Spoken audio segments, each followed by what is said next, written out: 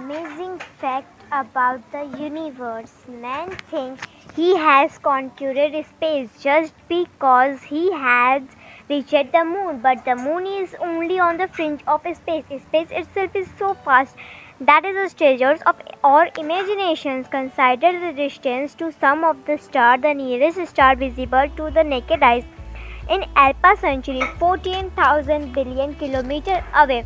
If you travel the speed of light, you will reach the moon in 1/2 seconds and the sun is 8 minutes.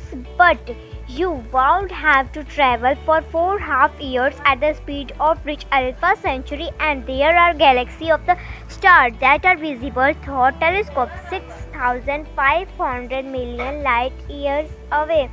Now look at the size of some of the stars. The star Betelgeuse in the Orion Belt has a diameter of 500 million kilometers. If this star had been hollow, the Earth cloud revolve around the sun inside it in its normal orbit. The Earth orbit around the sun being only 300 million kilometers in diameter. Now consider the numbers of the stars. Our solar system is part of a galaxy called the Milky Way, which contain about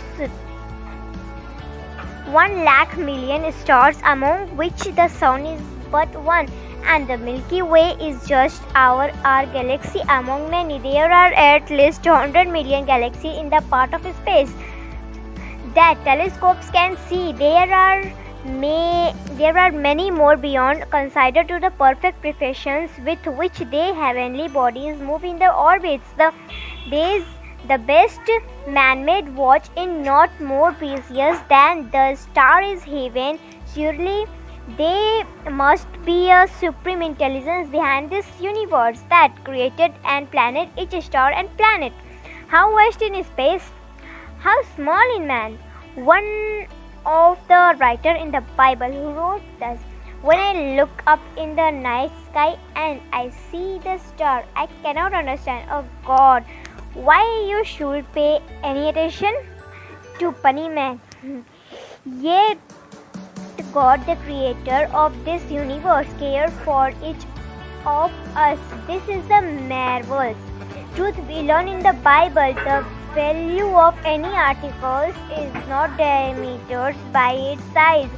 A millionaire may own acres of land, but his little child is more precious to him than all those large tracts of land. So with God, space may be vast, the stars may be hugged in their size, but God loves and creates man more than all of his creation. Man was created to be a son of God, to have fellowship with God.